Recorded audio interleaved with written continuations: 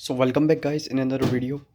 और आज की इस वीडियो में मैं आपको बताऊंगा एक नॉर्मल सीपीयू में कौन कौन से मेजर कंपोनेंट्स होते हैं और कैसे एक सीपीयू वर्क करता है। तो उसके लिए हमें पहले इस सीपीयू के कवर को खोलना होगा कुछ इस तरह। मैंने इसके पहले ही स्क्रूजन फोल्ड कर रखे हैं। तो जैसा कि आप देख सकते हैं यहाँ हमारे पास मदरबोर्ड है, इसमें एक सीपीयू फ़ैन है। सीपीयू दोस्तों जो प्रोसेसर होता है जिसमें बहुत सारी पिन्स होती हैं उसे कहा जाता है, और इस पार्ट को हम कहते हैं एसएमपीएस। सो इस पार्ट से डिफरेंट वोल्टेजेस के वायर्स आ रहे हैं डिफरेंट एम्पियर्स के साथ, जो कि अलग अलग कंपोनेंट्स में कनेक्ट होते हैं। ये एक्चुअली इसका है, ये हमारे पास सीडी ड्राइवर है इसमें, जो कि अब यूज़ में नहीं है, तो इस वजह से इसके कनेक्शंस हटा रखे हैं। और हमारे पास ये फ़ैन है सीपीयू, जो कि नॉर्मली यूजुअली होता है 12 वोल्ट्स का, और 0.19 एम्प्स इसकी पावर होती है रेटिंग। उसके नीचे अगर आप देख सकते हैं तो यहाँ हमारे पास ये हीट सिंक है, जिसके थ्रू ये हीट को ट्रांसफ़र करता है इन्वायरमेंट में, और ये ठंडा बनाए रखता है प्रोसेसर को। फिर थर्मल पेस्ट के नीचे हमारा सीपीयू इंस्टॉल्ड होता है। ये हमारे पास बायोस है, और यहाँ पर हमारे पास एक सेल होता है। ये वोल्टेजेस प्रोवाइड करता है मदरबोर्ड के कुछ स्पेसिफिक कंपोनेंट को। और जैसा कि आप देख सकते हैं हमारे पास यहाँ है एक हार्ड डिस्क 256 GB की, जिसकी मदद से हमारा ऑपरेटिंग सिस्टम वर्क करता है कंप्यूटर के अंदर। तो दोस्तों जो भी आप वर्क करते हैं इसमें वो सारा डाटा इसमें स्टोर होता है इस हार्ड डिस्क में, जो कि एसएसडी में भी आती हैं और ये हार्ड डिस्क ड्राइव्स में भी आती है। इसमें एक प्लेटर घूमता है सीडी टाइप की तरह, और उससे डाटा फैच होता है कंप्यूटर सिस्टम में। फिर ये है साटा केबल, जो हेल्प करता है डाटा को मदरबोर्ड के अंदर प्रोवाइड कराने में। इस साटा केबल का बहुत यूज़ होता है, और मोस्ट ऑफ द टाइम्स साटा केबल ख़राब होने की वजह से हमारी बूट का मेन्यू ओपन हो जाता है कंप्यूटर में। तो हमेशा चेक करें कि ये साटा केबल कभी माउस वगैरह या चूहे वगैरह ने काट ना दिया हो, या किसी भी और छिपकली वगैरह ने, तो इसका हमेशा ध्यान रखें। और ये हमारे पास कुछ एक्स्ट्रा वायर्स हैं जो कि कनेक्ट हैं इस हार्ड ड्राइव में। इस हार्ड ड्राइव को वर्क करने के लिए भी कुछ वोल्टेजेस चाहिए होती हैं, क्योंकि इसके अंदर एक मोटर होती है जो कि प्लेटर्स को कंटिन्यूसली रोटेट करती है। और ये साटा केबल होता है जिसके थ्रू डाटा हमारा मदरबोर्ड के अंदर आता है। मदरबोर्ड से फिर सीपीयू प्रोसेस करता है उस डाटा को, और हमारी टीएफटी पर वो शो कर देता है। सो इसके बारे में बात कर ली है, अब बात करते हैं रैम के बारे में। तो दोस्तों इसमें दो स्लॉट्स हैं, एक ये वाला स्लॉट है और एक ये वाला स्लॉट है। रैम बहुत ईज़िली निकल सकती है कुछ इस तरीके से। आपको सिर्फ ये क्लिप्स अनहुक करने हैं, ये अनहुक करने के बाद रैम अपने आप उछल कर ऊपर आ जाती है। इस स्लॉट की यही खासियत होती है। तो जैसा कि आप देख सकते हैं हमारे पास ये 2 GB की रैम है।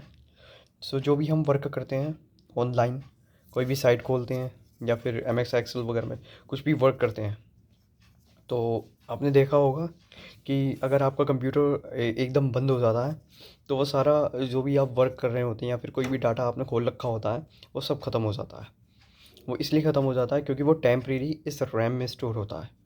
इस रैम से हमें अगर उसे परमानेंट करना है, तो जैसे हम सेव एज़ पर क्लिक करते हैं तो इस रैम के थ्रू जितना भी डाटा होता है वो इस हार्ड डिस्क में चला जाता है, इस हार्ड ड्राइव में आ जाता है।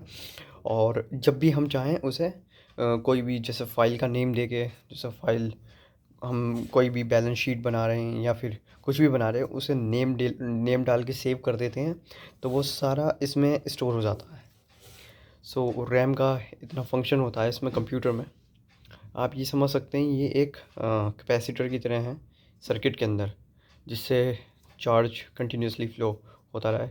चलिए और कोई एग्जांपल ले लेते हैं, जैसे कि एक वाटर टैंक है। अगर आपको कंटिन्यू फ़्लो चाहिए तो आपको एक छोटा सा वाटर टैंक लगाना पड़ेगा, अगर वहाँ से फ्लक्चुएट हो रहा है वाटर सिस्टम तो ये कुछ इस तरीके से वर्क करती है रैम।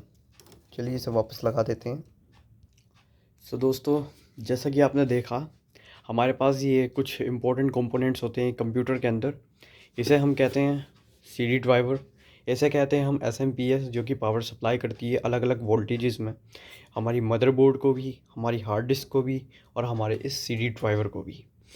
और हमारे पास ये एक 12 वोल्ट का फ़ैन होता है जो कि हमारे CPU को कूल करता है कंटिन्यूसली, जो कि इसके नीचे लगा हुआ होता है थर्मल पेस्ट के थ्रू। और यहाँ पर हमारे पास रोम बायोस भी होता है। और बाकी हमारे पास ये ग्राफिक्स प्रोसेसर के लिए एक स्लॉट दिया होता है। तो बाकी कुछ स्लॉट्स दिए होते हैं यहाँ पर। ये VGA केबल के लिए होता है स्लॉट, एक और दे रखा है। और ये हमारे HDMI पोर्ट्स, लीड लैन, इंटरनेट लैन के लिए हैं। तो ये सारे पोर्ट्स होते हैं। और एक इस SMPS यूनिट में भी एक एग्जॉस्ट कूलिंग फ़ैन होता है। तो चलिए अब इस CPU को हम चला के दिखाते हैं। और